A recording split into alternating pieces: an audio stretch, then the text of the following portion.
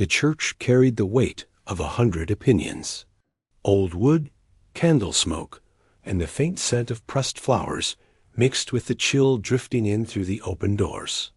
October had arrived sharp and early, and the cold seemed to follow Eleanor. Wade right up to the altar. She stood still, shoulders tight, wrapped in a borrowed wedding dress that swallowed her frame. The yellowed lace slid down her arms like it didn't belong to her, because it didn't. Nothing about this day did. She clutched a small bundle of prairie roses, their petals already curling at the edges. As the minister spoke, her eyes dropped to the floor. She counted the boards between her shoes and the aisle. 12. Just 12 steps to the door. For a breathless moment, she wondered if she could do it, turn, lift her skirts, and run. But the pews were full. Copper Ridge had come out in force. Some faces held sympathy, most held curiosity, and a few didn't bother hiding their judgment at all. They watched her the way people watched a spectacle they hadn't paid for but didn't want to miss. Across from her stood Clayton Hartwell, 34 years old, tall, broad in the shoulders. A man whose name carried weight across 3 counties. The wealthiest rancher anyone in that room knew. He held his hat in both hands, knuckles weathered and scarred, staring straight ahead. His face gave nothing away. No smile, no smirk. Number. Hint of triumph. Just stillness deep, an unreadable dot. She had expected something else from him. Cruelty, maybe. Satisfaction. Instead, he looked like a man bracing against something no one else could see, that her father wasn't there. That absence hurt more than the whispers. He couldn't bring himself to watch this happen. The bank had made sure of that. 3 years of drought, crops that never came, debt piling higher than hope. When the foreclosure notice arrived, it felt like a death sentence. Then Garrett appeared, clean coat, polite smile, and an offer that sounded like mercy until it wasn't. The debt would be paid, every last dollar. All Eleanor had to do was marry Clayton Hartwell. No one asked her what she wanted. The minister cleared his throat and spoke her name. Her heart stuttered. Do you, Eleanor May Wade, take this man to be your lawfully wedded husband? The church leaned forward as one. I do, she whispered. The words cracked as they left her mouth, fragile and final dot when the minister turned to Clayton. Everyone expected the same response. Instead, Clayton's voice cut through the air, calm and steady. I will. A ripple moved through the room.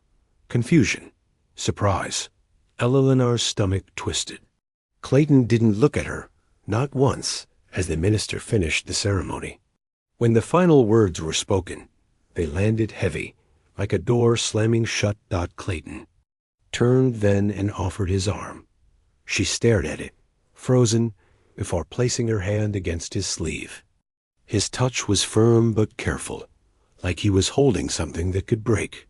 They walked down the aisle together, beneath the weight of Copper Ridge's gaze. Outside, the wind bit hard. Clayton helped her into the wagon, stepping back the moment.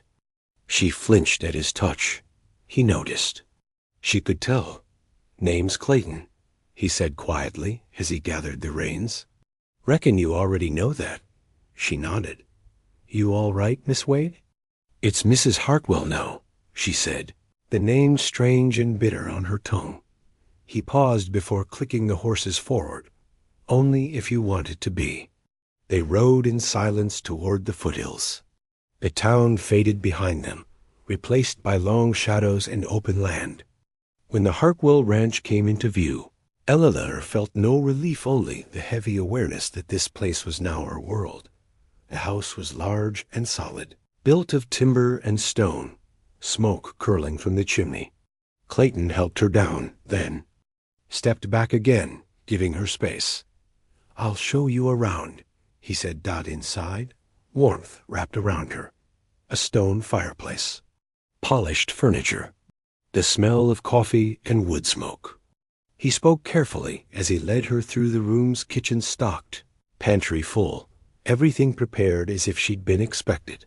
Upstairs, he stopped at a door and opened it. A 4-poster bed, a blue and cream quilt, a washstand by the window, and on the inside of the door, a solid brass lock. "Use it if you need to," Clayton said. "I won't knock unless you ask." She nodded, throat tight. "I'll leave you to settle." The door closed softly behind him. Eleanor locked it immediately and sat on the bed, hands shaking, wondering what kind of man gave his wife a lock. What that might mean for what came next. Asterisk downstairs, the house felt even bigger without her in it. Clayton sat alone at the long wooden table, 2 plates set across from each other, like a mistake no one had corrected. He ate slowly, barely tasting the food. When he finished, he wrapped 2 warm biscuits in a clean cloth and carried them upstairs. He placed them gently outside her door and walked away without knocking. That morning arrived gray and quiet. Eleanor opened the door cautiously and found the bundle waiting. The biscuits were still warm enough to steam when she unwrapped them. She ate sitting on the edge of the bed, every bite easing the sharp edge of her fear just a little. No one came to hurry her. No one called her downstairs. Later, voices drifted up from below. "Town's talking, boss," a man said carefully. Silas. She'd heard Clayton mention his name the day before. "Town always does." Clayton replied his, tone firm and cool. "They're saying you got yourself a pretty bargain." The pause that followed made Eleanor's chest tighten. "She's not a bargain," Clayton said. His voice carried weight now, iron beneath calm. "She's my wife." Eleanor pressed her palm flat against the door, surprised by the sudden sting behind her eyes.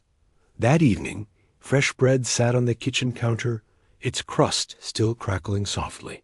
Clayton was nowhere in sight. 3 days passed much the same way. They moved around each other like strangers sharing borrowed space. He never touched her, never asked questions, never reminded her of what the town believed he had bought. On the 4th morning, something shifted. Eleanor walked into the kitchen and found Clayton seated at the table, ledger open, pen in hand, coffee steaming beside him. He looked up clearly, startled to see her there. "Morning," he said. She hesitated, then sat across from him. He slid the coffee toward her without a word. The silence felt different. No, not heavy, but delicate, like glass that might shatter if handled wrong. "Why?" she asked suddenly. Clayton set his pen down. The house seemed to hold its breath. "Why did you agree to marry me?" He studied her for a long moment before speaking. "A man named Garrett came to see me 6 weeks ago," he said slowly. "Said he had a proposition. Told me you were 19, from a decent family fallen on hard times. Said a marriage would solve things for both sides." "And you said yes," she whispered. "I said I'd think on it," Clayton replied. "This house, it's too big for one man, too quiet. I figured maybe it was time to share it. Thought it would be practical." Her fingers tightened around the cup. "You didn't know I didn't have a choice." Clayton's jaw clenched. "No," he said quietly. "I didn't." The words settled heavy between them. She told him everything then, the failed harvests, the debt, the bank circling like a vulture, Garrett's visit, her father's tears. The agreement made without her voice in it. Clayton listened without interrupting. When she finished, he let out a slow breath. "I'm sorry," he said. "I thought it was mutual. When I saw your face at the altar, I knew I was wrong. Yet you married me anyway." "I did," he said. "And I meant what I said. I will, every day. You're my wife, but that doesn't mean I own you." Something inside her loosened. A knock broke the moment. A boy stood at the door with an envelope. Clayton read it, his expression hardening, then tossed it straight into the fire. What was that? Eleanor asked. An invitation, he said. They want to throw you a welcome reception. Do we have to go? We're not. Going, Clayton said without hesitation. That night, Eleanor left her bedroom door cracked open, not wide, just enough to let lamplight spill into the hall. Clayton noticed, but said nothing. Days turned into weeks. They found a rhythm without trying. He rose before dawn. She learned the sound of his boots on the floorboards. She learned to bake bread without burning it. She patched a tear in his shirt without being asked.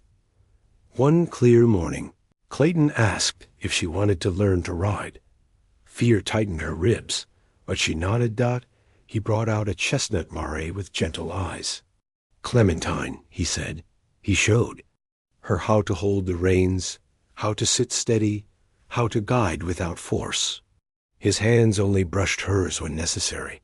When the horse moved, smooth and warm beneath her, Eleanor laughed. The sound surprised them both. Clayton smiled, and the smile changed his whole face. On Wednesday, they rode into town. Copper Ridge watched from behind windows and doorways. Inside the general store, whispers followed them. Outside, a drunk cowboy leaned against a post, grinning. "How's married life, Mrs. Hartwell?" He slurred. Before she could answer, Clayton stepped forward. "You've got something to say. You say it to me." The man backed down. Back at the wagon, Eleanor stared. At her hands. "I'm sorry," she said. "For what?" "For the gossip." "They can look all they want," Clayton said. "What matters is you're safe." That evening, she found him planting bulbs in the yard. "What are those?" he asked. "Tulips," she said. "For spring. You think you'll still be here then?" She met his eyes. "Yes, I think I will." And for the first time, she believed it. November came in hard and unforgiving. Frost settled thick across the fields each morning, turning the ground brittle beneath their boots. Eleanor learned quickly that winter on the ranch did not slow life down. It sharpened it. Chores grew heavier. Days grew shorter. Nights stretched long and quiet. One night, she woke to a soft glow outside her window. A lantern burned on the porch. Wrapped in her shawl, she crept downstairs and found Clayton standing alone in the cold, a photograph in his hands. He didn't turn when she stepped onto the porch, but he knew she was there. The picture showed a woman with kind eyes holding a small boy against her chest. "Mary," Clayton said. "My wife, and our son, Jacob." Eleanor swallowed. "I'm sorry." "I am too," he replied. "Every day." They stood there until the cold pushed them back inside. They sat near the fire without speaking, the space between them smaller than before. When he finally looked at her, his voice was steady but raw. "Loving them doesn't mean I stop living. It doesn't mean I can't care for someone else." She nodded, understanding more than she could say. A week later, another letter arrived. One Clayton didn't burn. The church social. Attendance wasn't optional, not for a rancher's wife. "I can go," Eleanor said quietly. "I'm tired of hiding." Sunday came clear and cold. Clayton waited by the door, his coat already on. "You don't have to," he said. "No," she answered, "but I want to." The church parlor smelled of tea and polished wood. Conversations hushed as she entered. Women gathered in tight circles, eyes sharp and curious. Mrs. Dalton stepped forward, her smile thin. "So," she said, "what's it like, being bought like cattle?" Another woman laughed. "At least Hartwell paid well." The words struck clean and cruel. Eleanor stood slowly, her chair scraping loudly against the floor. "My father was desperate," she said, her voice clear. "Your husbands would have let us starve and called it business. Don't judge me for surviving." Silence followed. Her out the door. She walked all the way home under a pale sky. tears burning but never falling. Clayton found her on the porch an hour later. She told him everything. "They won't speak to you like that again," he said. "You can't control them," she replied. "No," he said, stepping closer, "but I can make sure they hear me." That night, sleep wouldn't come. Eleanor packed a small bag and wrote a letter with shaking hands. She wasn't leaving because of him. She was leaving so the town wouldn't turn its bitterness on him at dawn. She entered the kitchen. Clayton stood there, her letter already open in his hands. "You're free to go," he said softly. "You always were." Her bag slipped from her fingers. "Then why does it hurt so much to leave?" She stepped closer. "Why did you really marry me?" He took a long breath.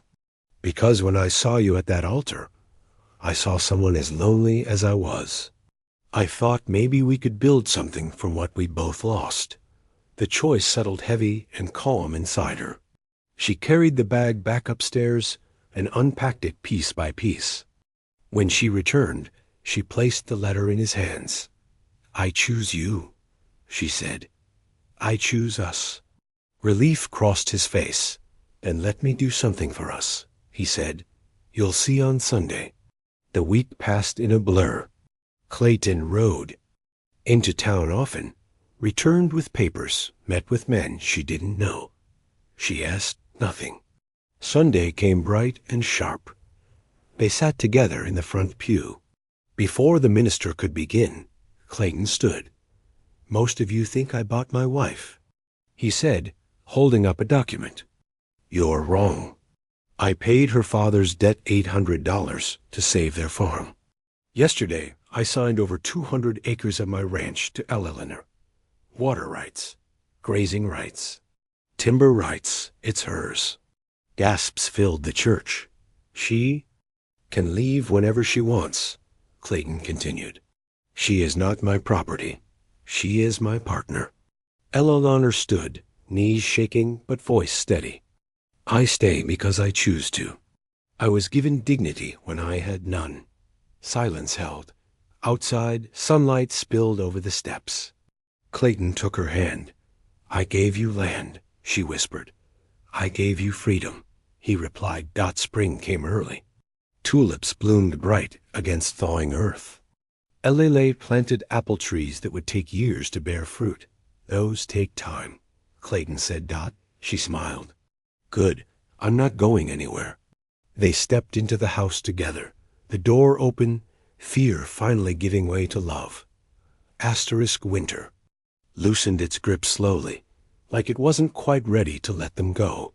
Snow lingered in the shadows of fences and along the north side of the house, but the days grew longer, brighter. Eleanor noticed the change not just in the land, but in herself. She woke before dawn now, not from fear, but from habit.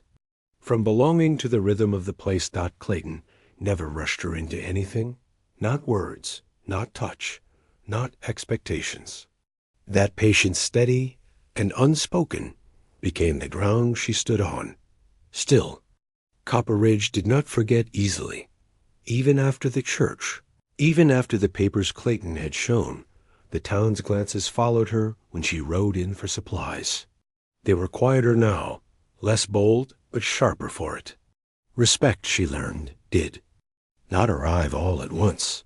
It came in pieces, earned and defended. One afternoon, while Clayton was away meeting with neighboring ranchers, Eleanor heard shouting near the south pasture. She found Silas arguing with two men near the fence-line brothers from a nearby spread, known for pushing boundaries. "You don't own this land," one of them said, boot pressed against a fallen post. Eleanor stepped forward before Silas. Could stop her. "That's not true," she said. Her voice didn't shake. "This land is mine." The men laughed until she pulled the folded deed from her coat pocket. They went quiet when they saw the seal.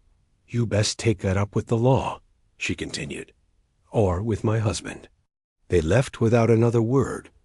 That night, Clayton listened as she told him what happened. He studied her like he was seeing her for the first time.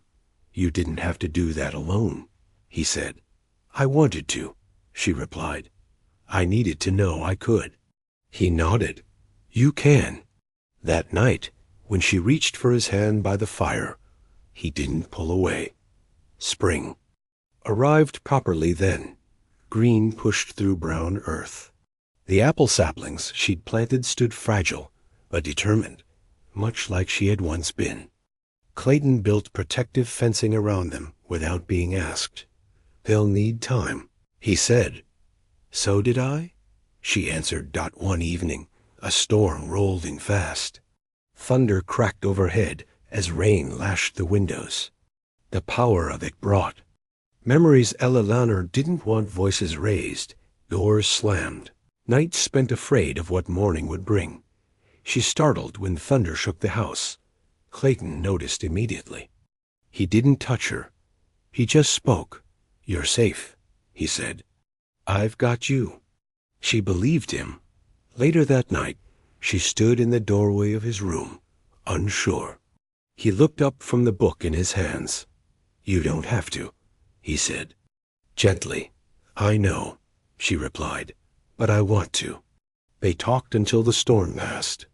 About Mary, about Jacob, about the years Clayton spent believing quiet was all he deserved. She spoke of her mother, gone too soon, and the weight of being the one her father leaned on when everything fell apart. When she finally slept, it was the deepest rest she'd known in years. Summer brought work and laughter, real laughter. They shared meals, shared plans, shared silence that no longer felt empty. When Clayton reached for her now, it was a question, never a demand. One afternoon, as they repaired fencing together, a rider approached fast. Clayton stiffened, hand resting near his belt. The man dismounted hard, breathless. "You Hartwell?" he asked. "Sheriff's looking for you." Eleanor's stomach dropped. At the station, they learned the truth. Garrett had been arrested. 2 counties over. Fraud, coercion, multiple families ruined by the same kind of offers he'd made to hers. "He named you," the sheriff said to Clayton. "Said you were in on it." Clayton didn't flinch. Then he's lying. Eleanor stepped forward. "I'll testify," she said. "I'll tell them everything." The trial dragged on for weeks. Each day, Eleanor walked into the courthouse with her head high. Clayton never let go of her hand. When the verdict came guilty on all counts, the air felt lighter than it had in years. On the ride home, Eleanor finally cried, not from fear, from release. "You're free now," Clayton said. "We both are," she answered. That night, as the sun sank behind the hills, Clayton stopped beside the apple trees. "I never asked you for anything," he said quietly. "Not really, I know, but I'm asking now," he continued. "Will you stay not because you have to, but because you want to build a life with me?" Eleanor looked at the land, the house, the man who had never once tried to cage her.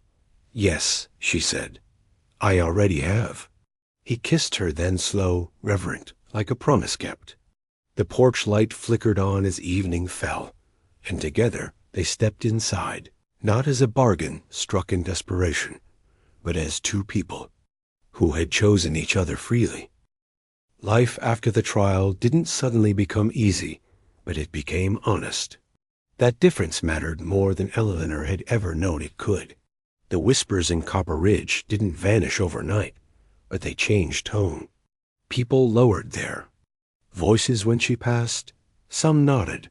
A few even smiled, awkward and uncertain, like they weren't quite sure how to act around a woman who had stood up in court and told the truth without flinching. Clayton noticed it too. "They're learning," he said one morning as they loaded supplies into the wagon. "Slow, but learning." Ella smiled faintly. "So am I." She took on more of the ranch work as summer deepened. Not because Clayton asked, he never did, but because she wanted to understand the land that now carried her name as much as his. She learned where the creek flooded after heavy rain, which pasture needed rest, which fence posts always leaned no matter how often they were set straight. Clayton watched her with quiet pride. He corrected her only when she asked. Let her make mistakes. Let her grow. One afternoon, she rode Clementine alone to the far edge of the property, where the land dipped and rose into a line of cottonwoods. She dismounted and stood there for a long time, listening to the wind move through the leaves. This place no longer felt like a refuge she might be chased from. It felt like ground she could stand on without fear. When she returned, Clayton was waiting by the barn. You were gone a while, he said, not accusing, just noticing. I needed to think, she replied. About leaving? He asked carefully. No, she said. About staying. About what that means. He nodded. And? It means choosing this every day, she said, even when it's hard. That's all I ever wanted, he replied. That night, she found a small box on the table beside her plate. Inside lay a simple ring, not new, not ornate, just solid. It was my mother's, Clayton said when she looked up. I kept it after she passed. Thought maybe, if you wanted it. Eleanor slid it onto her finger, feeling the weight of it settle there. I want it, she said. They didn't tell the town right away. They didn't need to. What they shared was no longer something Copper Ridge could define for them. Late, summer brought trouble again, but quieter, more dangerous for being so. A neighboring ranch began diverting water upstream. Crops downstream suffered. Clayton rode out to speak with the owner and returned tight-jawed. He won't listen, Clayton said. Thinks he can push because he always has. Eleanor didn't hesitate. Then we don't ask, she said. We prove. Together, they gathered documents, water rights tied to the land Clayton had signed over to her. Old records, maps, proof. At the county office, LLN stood at the counter and spoke clearly, firmly. The clerk looked between her and Clayton, surprised, then nodded. By the end of the week, the diversion was shut down. You handled that well, Clayton said as they rode home. So did you, she replied. By trusting me. Trust had become their quiet language. In looks, in pauses, in the way Clayton waited for her hand before stepping forward, in the way she reached for him without fear. One evening, Silas cleared his throat over supper. Town. Council's asking if you'll host the harvest gathering, he said. They say it's time. Eleanor felt the old tension rise, but it didn't settle in her chest the way it once had. We'll do it, she said before Clayton could answer. He studied her. Are you sure? Yes, she said. It's our land, our house. Let them come. The gathering was small at first, then larger. People arrived with pies, preserves, cautious smiles. Some apologized outright. Others didn't, but they showed up, and that was something. Mrs. Hawkins pressed a loaf of bread into Eleanor's hands. I was wrong, she said quietly, about a lot of things. Eleanor nodded. I know. As the fire crackled and laughter rose, Clayton stood beside her on the porch. You changed this place, he said. No, she replied. We did. Later that night, when the house was quiet again, Clayton took her hands. I never planned to ask anything of you, he said, but I'd like to now. Truly, she met his gaze. Then ask. Stay with me, he said. Not just as my wife on paper, but as my partner in every way. Eleanor didn't answer with words. She leaned in, resting her forehead against his, the answer already clear between them. Outside, the apple trees stood taller than they had in spring, not bearing fruit yet but rooted, growing just like them. Autumn returned, softer than the year before.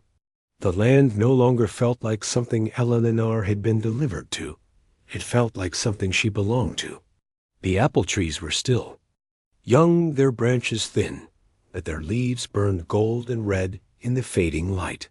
She walked among them often, imagining a future she no longer felt afraid to picture. Clayton noticed the change in her before she did. She laughed more easily now, spoke with confidence when ranch hands asked questions, made decisions without glancing at him for approval. And every time she did, something warm settled deeper in his chest. Copper Ridge, too, had shifted. It hadn't. Apologized as a whole town's rarely did, but it had adjusted. Invitations came again. Not demands. Invitations. Some were refused. Some were accepted on Eleanor's terms. One such invitation came from the schoolhouse committee. They wanted a donation of timber for repairs after a storm damaged the roof. Clayton looked to her. "What do you think?" "We give it," Eleanor said. "But we deliver it ourselves." So they did. When the children watched them unload the boards, wide-eyed and curious, something in Eleanor softened further. This wasn't a place she had to survive anymore. It was a place she could shape. Not everyone welcomed that. Late one evening, a rider appeared at the gate, drunk and angry. A cousin of Garrett's, by the sound of him. He shouted accusations from his saddle, slurring. Threats. Clayton stepped forward calmly. "You leave now." The man laughed. "You think giving her land makes you clean?" Eleanor moved to stand beside Clayton. "You don't get to rewrite what happened," she said. "And you don't get to speak to us this way." The rider spat in the dirt and rode off. "You didn't have to face that," Clayton said later. "Yes, I did," she replied. "With you." Winter came early again, but gentler this time. Snow blanketed the ranch, turning everything quiet and bright. Inside, warmth and routine held steady. Evenings were spent by the fire, sometimes talking, sometimes simply sharing. The silence. One night, Clayton brought out a small stack of papers. "What's that?" Elena asked. "An offer," he said. "A cattle partnership. Profitable, but it would mean expanding fast. Risk," she read carefully, then shook her head. "Not yet," she said. "We've built something good. I don't want to gamble it." Clayton smiled. "That was my thought, too." Trust, she realized, wasn't just believing someone wouldn't hurt you. It was believing they would listen. As the year turned, Eleanor found herself thinking about the girl she had been at 19, standing in that church, counting floorboards, bracing for a life she hadn't chosen. The memory still hurt, but it no longer ruled her. One evening, she said as much to Clayton. "I don't regret staying," she said, "but I wish I'd had a choice sooner." He nodded. "I can't change what was done to you, but I can make sure you never feel trapped again." She believed him. Spring crept in once more, slow and sure. The apple trees budded at last. Eleanor stood watching them when Clayton came to join her. "They're growing," he said. "So am I," she replied. That night, she took his hand without hesitation. When he kissed her, it was no longer tentative. It was full of intention, of shared future. They spoke, finally, of children. Not promises, possibilities. "If it happens," Alele said, "I want them to know choice." "They will," Clayton said. "I swear it." The land bloomed. The house breathed easier. And for the first time, Eleanor understood something. Simple and powerful. Freedom wasn't the absence of ties. It was choosing them willingly. Together, they prepared for the future, not perfect, not certain, but honest, rooted, and their own.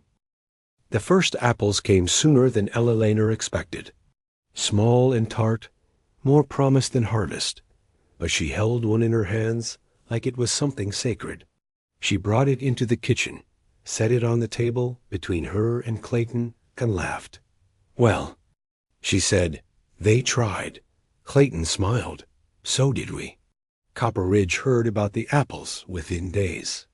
Word traveled fast in a town that had once only whispered her name with judgment. Now the whispers sounded different, curious, respectful, even hopeful. People stopped by with advice on pruning, on soil, on patience. Patience had become Eleanor's quiet strength. One afternoon, Mrs. Dalton appeared at the gate, the same woman whose words had once cut deep in a church parlor. She stood awkwardly, hands folded. "I owe you an apology," she said. "I spoke from ignorance and fear." Eleanor studied her, then nodded. "I accept." It wasn't forgiveness that changed things. It was peace. That summer, Copper Ridge faced a dry season. The creek ran low. Fields suffered. Ranchers argued. Old habits threatened to return. Eleanor watched the tension build and felt a familiar knot form in her chest. "Let's call a meeting," she said to Clayton. "In town?" He asked. "At our place," she replied. "On our land." They invited every rancher downstream. Some came out of curiosity, some out of desperation. Eleanor stood before them and laid out the maps, the water rights, the shared risks. "If we fight," she said, "we all lose. If we plan together, we might get through." The room stayed quiet for a long moment. Then someone nodded. Another followed Dot by evening. They had a rotation schedule. No one was fully satisfied, but no one was ruined either. Dot Clayton watched her as the last wagon rolled away. "You should have been doing this all along," he said. She smiled. "I wasn't ready before." Later that night, they sat on the porch, the stars spread wide above them. Clayton grew quiet. "There's something I never told you," he said. She waited. "When Garrett came to me, I almost said no outright," he admitted. "Something felt wrong, but I was tired of being alone." Eleanor reached for his hand. "And now?" "Now I know loneliness isn't cured by possession," he said. "It's cured by choice." She squeezed his fingers. "We chose each other." That fall, a letter arrived from her father. His handwriting shook, but the words were steady. The farm was recovering. The debt was gone. He was proud of her. Eleanor cried when she read it. They visited him before winter set in. He embraced her fiercely, then shook Clayton's hand with gratitude and humility. "I should have protected her better," he said. Doc Clayton replied simply, "She protects herself now." On the ride home, Eleanor rested her head against Clayton's shoulder, watching the land roll by. "I never thought I'd feel this full," she said. "Neither did I," he answered. Winter came gently that year. Snow fell soft and clean. Inside the house, warmth and laughter lived where fear once had. On one quiet evening, Eleanor placed Clayton's hand against her belly. His breath caught. "Is it?" She nodded, smiling through tears. Spring returned on schedule this time, steady and sure. The apple trees blossomed white and pink, heavy with promise. Clayton stood beside Eleanor, his arm around her shoulders. "This is where it began," he said. "No," she replied softly. "This is where it continues." They stood there, watching the future take shape, rooted in land, trust, and the simple, powerful truth that love chosen freely could heal what force never could.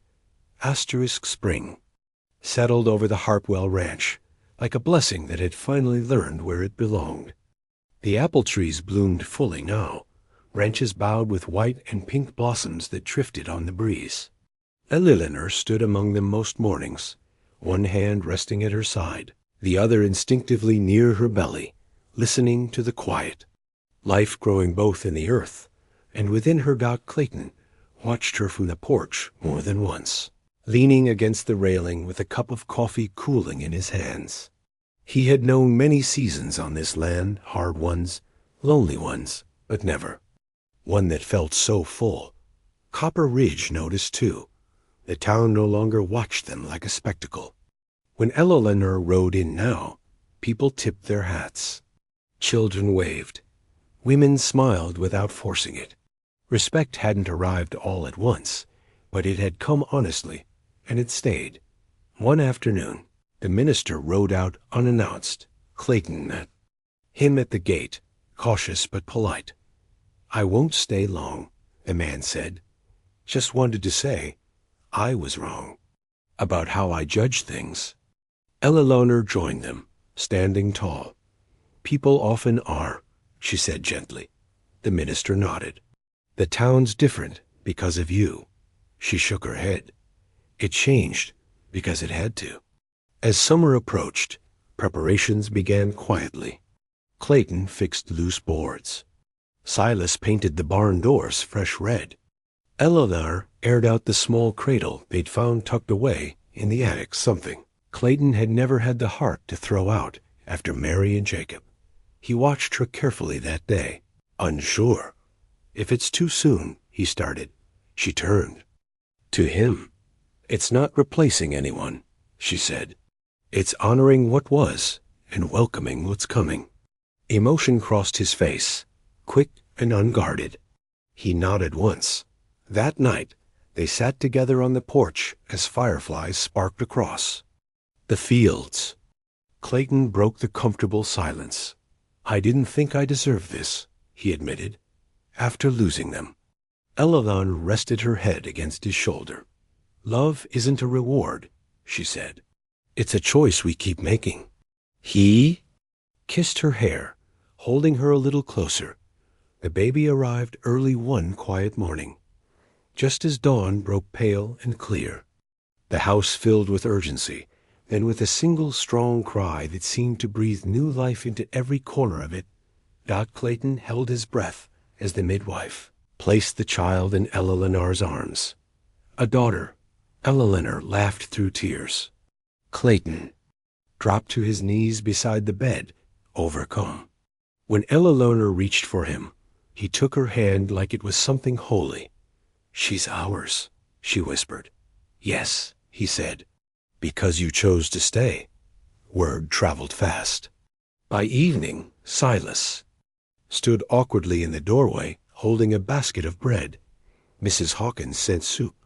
Even Mrs. Dalton left flowers on the porch without knocking. Copper Ridge celebrated quietly, respectfully, as if understanding that some joys didn't need to be claimed loudly. Weeks passed in a blur of sleepless nights and gentle wonder. Clayton learned to walk the floor with the baby tucked against his chest. Eleanor learned the rhythm of her daughter's breathing, the way fear no longer lived in her heart when she held her. One evening, as summer settled deep and warm, Eleanor sat beneath the apple trees with her child cradled close. Clayton joined her, settling beside them. "You remember the day we planted these?" he asked. She smiled. "I remember wondering if I'd still be here to see them grow. And now?" "Now I can't imagine leaving," she said. "Not because I'm bound, because I belong." Clayton nodded. "So do I." Years later, people would tell the story wrong. They'd say Clayton Hartwell bought a young bride and surprised the town with generosity. They'd say it was a grand gesture that changed everything. But Eleanor knew the truth. What changed everything wasn't money, or land, or public speeches. It was a man who offered her a lock instead of a cage.